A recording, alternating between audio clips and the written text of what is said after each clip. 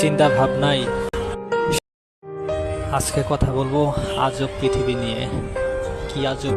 মানুষের প্রিয় হতে গেলেও অর্থনৈতিক যোগ্যতা লাগে। অর্থশূন্য মানুষ কখনো কারো প্রিয় হয় না।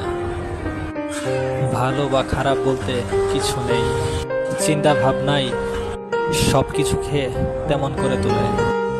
মস্তিষ্ক কোনো পাত্র নয় যা পূরণ করতে হবে, বরং এটি একটি আগুন যাকে পরিচালন করতে হয়।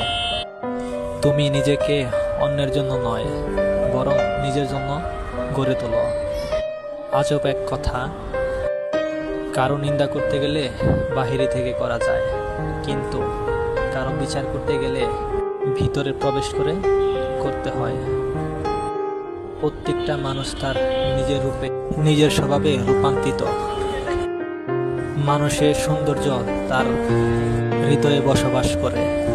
যার হৃদয়ের ভাবনা যত বেশি সুন্দর, সে মানুষ হিসেবে ঠিক ততটাই সুন্দর।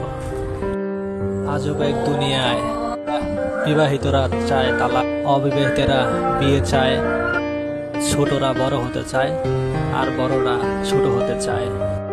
চাকরিজীবী কাজের চাপে, বেকাররা চাকরির খোঁজে, গরিব চায় টাকা।